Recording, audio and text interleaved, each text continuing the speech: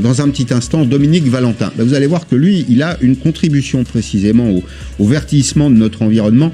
C'est lui qui a créé en France des relais d'entreprises à proximité dans les territoires. Le bon kilomètre, c'est celui qu'on ne fait pas. Le bon kilowattheure, c'est celui qu'on ne consomme pas. Ce sera une application très concrète dans 4 minutes. À tout de suite.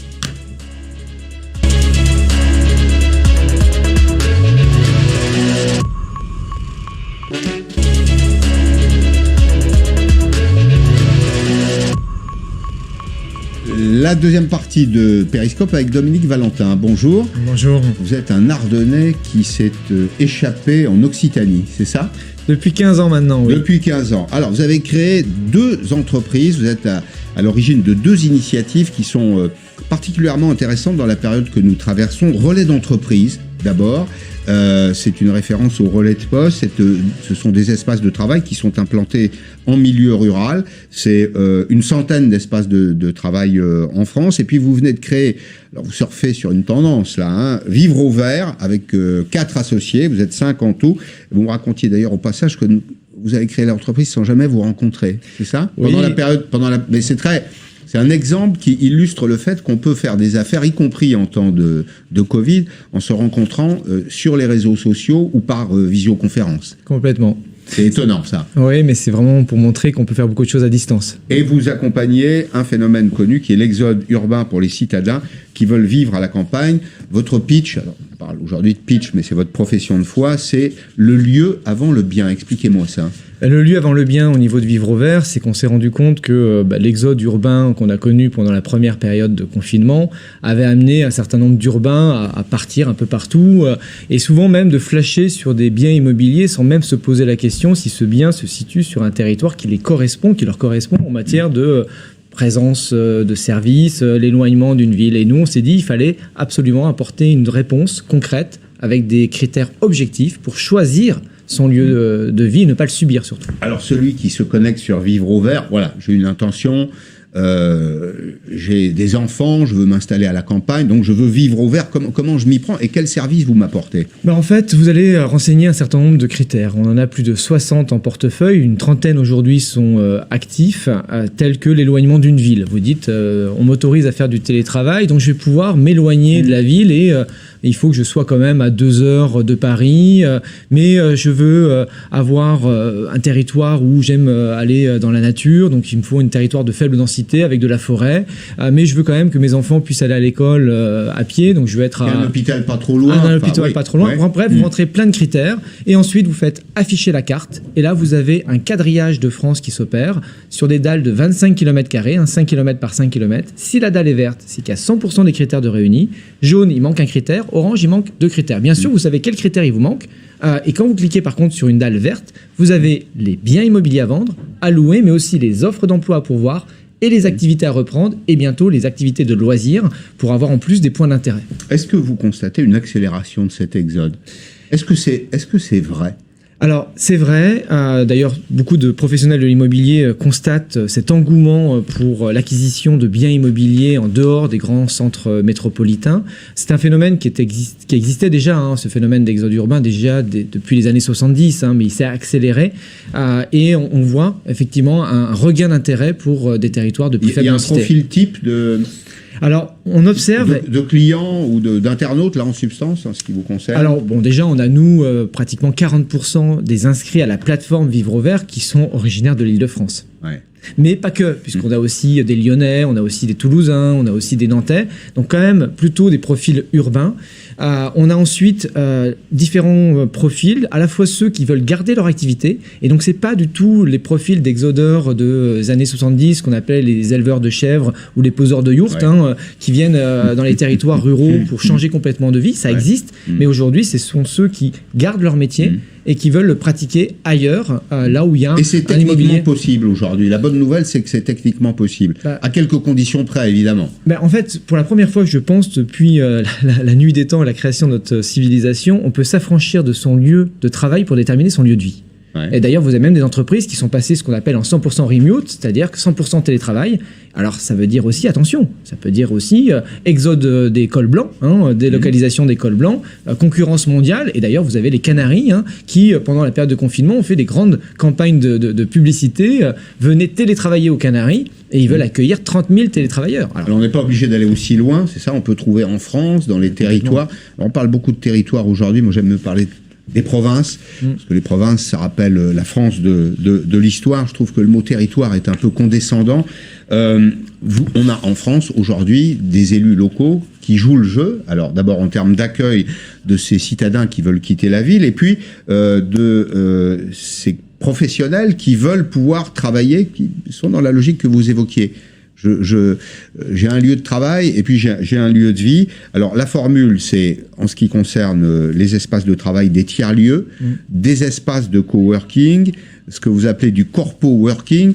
Vous êtes allé voir les élus locaux, vous leur avez dit, voilà, vous avez une salle polyvalente, vous avez un bâtiment public qu'il faudrait réaménager, faites-le, je vous amène du monde, c'est ça? Ça, c'est la première société que j'ai créée en 2012, qui s'appelle Relais d'entreprise, faisait référence au relais de poste, puisque un jour coincé dans les embouteillages, sur la rocade de Toulouse, alors que j'habite à 50 km de Toulouse, un territoire dortoir que j'appelle un peu le Canada Dry de la ruralité, ça ressemble à de la ruralité, mais c'est pas de la ruralité, c'est le domaine dortoir. Je me suis dit que c'était complètement stupide de faire cette route tous les jours pour finalement envoyer des mails, passer des coups de fil. Donc c'était bien avant, bien sûr, la Covid. Et travailler à la maison, on a pu voir aussi les limites. Et d'ailleurs, tous ceux qui ont pratiqué le télétravail pendant la période de confinement ont pu se rendre compte qu'avec les enfants, avec une connexion Internet qui n'est pas toujours très musclée, c'est pas évident. Et donc on s'est dit il fallait des troisième lieu, des tiers-lieux, c'est le terme un peu générique, on appelle plus ça maintenant des tiers-lieux d'activité ou des espaces coworking, de partage du travail, partage de l'espace de travail. Donc c'est des termes un peu barbares et nous on dit il faut s'affranchir de ces termes-là. Ce qu'il faut, c'est effectivement avoir des lieux de travail proches des domiciles et idéalement dans des bâtiments publics réhabilités. Et nous, on a aujourd'hui beaucoup de collaborations avec des collectivités territoriales. Qui sont enchantées de maintenir sur place des gens qui vont travailler. Donc des gens qui iront consommer localement, c'est ça, qui n'iront pas dépenser leur argent au restaurant, à la cantine le midi, mais qui vont faire travailler l'épicier, le supermarché du coin. Oui, c'est ce que je dis souvent, c'est que des habitants de ces territoires vont redevenir des vivants et ils vont consommer. Parce que quand vous passez beaucoup moins de temps déjà dans les transports, vous en avez plus de temps pour cuisiner. Et puis on sait aussi qu'on va faire les courses là où on travaille et pas forcément là où on habite. Voilà, ça c'est l'économie du quotidien, c'est l'économie à hauteur d'homme. Mais pour bien travailler, Dominique Valentin, il faut être bien connecté. Je vais vous emmener dans un département cher à mon cœur, le Cantal, dans un petit bourg qui est, vous allez voir, très équipé, très connecté, sans doute mieux connecté que certains arrondissements de la région parisienne, comme le montre ce reportage de Christine Chapelle. La région parisienne, on la croit entièrement connectée depuis des lustres, mais ici, la fibre est en cours d'installation. Pour Ludovic, responsable d'un magasin informatique, son arrivée a tout changé. Là, vous voyez le téléchargement. Donc là, on a la quantité, vous voyez 2 gigas, et on va mettre à peine 1 minute 30 à le télécharger. Avant, il nous aurait fallu 10 à 15 minutes minimum. La petite commune de Saint-Étienne-des-Morses, 800 habitants. Depuis plus d'1 an, la fibre se déploie. Dans cet hôtel-restaurant, le travail est devenu beaucoup plus facile. On est passé du papier à la DSL et maintenant on voit la différence. On gagne en efficacité, en termes de relations avec la clientèle, les fournisseurs, donc c'est tout bénef. Quelques maisons attendent encore d'être raccordées, mais monsieur le maire est attentif, car autre avantage, la fibre est enterrée. C'est donc un gage de tranquillité pour ce village habitué aux hivers rigoureux. La fibre est insensible à l'humidité, est insensible aux ondes électromagnétiques, donc les orages on s'en fout, la pluie on s'en fout, le brouillard on s'en fout, c'est quand même beaucoup plus confortable. Près de 11 millions de foyers français sont déjà éligibles à l'installation de la fibre optique et donc du très haut débit. Voilà, alors il y a en France des zones qu'on qualifie de zones peu denses. Elles sont peu denses en activité. Ça correspond peu ou prou, vous savez, à ce qu'on appelle la diagonale du vide. C'est-à-dire, c'est une diagonale qui part de la frontière Est et qui descend jusqu'aux Pyrénées. Ça fait quand même 22 500 communes. C'est 18% de la population, mais 63% du territoire. Vous voyez que c'est très asymétrique. Quand on le voit sur une carte de France, d'ailleurs, on s'aperçoit, vous voyez, je parlais de la diagonale du vide, tout ce qui est en bleu, c'est ce qui est sous-équipé. Pour accueillir des candidats au télétravail, il faut évidemment des outils de connexion. Les élus locaux, les grands opérateurs aujourd'hui sont conscients du nécessaire réaménagement du territoire? Oui, alors il y a 11 ans, pour la petite histoire, quand on a créé le premier relais entreprise à Rieux-Volves en Haute-Garonne, on avait à peine 500, c'est même pas un méga, enfin on avait vraiment pas du tout de connexion Internet. On a fait venir un opérateur en zone blanche. Ça nous a coûté 300 € par mois, mais on a trouvé une solution de mutualisation d'une connexion. Aujourd'hui, cette problématique de la connexion Internet est en passe d'être vraiment résolue dans beaucoup de territoires, puisque la fibre arrive. Vous parliez du Cantal, le Cantal est très fibré, et d'ailleurs c'est un des critères importants que l'on a intégré dans la plateforme Vivre au Vert, et c'est un des critères souvent renseignés, c'est l'existence de la fibre ou de la 4G, et on peut justement choisir son territoire avec ce critère-là. Il y a un mythe à déconstruire, c'est celui d'une France des provinces qui serait peu connectée. En réalité, aujourd'hui, le haut débit arrive presque partout. Alors, il restera toujours des zones blanches. Je suis sûr que parmi ceux qui nous suivent, qui vont dire, mais non, c'est pas vrai, moi, j'ai pas accès au haut débit. Mais globalement, c'est le cas. Oui, et puis après, tout dépend de ce qu'on doit faire en termes d'usage du numérique. Il y a beaucoup d'activités qui ne nécessitent pas d'être en connexion permanente avec de la fibre.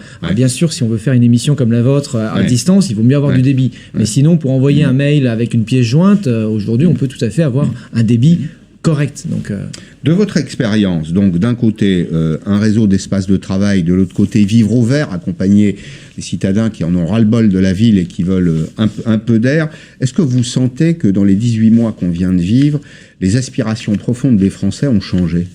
Oui, ça c'est clair. C'est clair qu'il y a une prise de conscience que d'une part, la ville n'était pas forcément le territoire choisi, mais souvent un territoire subi parce que la proximité du lieu de travail, puisque les emplois ont surtout été concentrés dans les centres de densité, les centres urbains, que lorsque vous posez la question quel est l'endroit où vous aimeriez vivre, c'est plutôt à la campagne et plutôt en maison. À plus de 80% des personnes citent le fait d'avoir une maison avec un espace vert comme étant un endroit pour faire son barbecue et éventuellement son jardin, parce que vous aviez tout à l'heure une émission sur le climat et la résilience par rapport au climat, par rapport à la résilience alimentaire, être en capacité de se faire quelques légumes pour pouvoir être un peu plus autonome.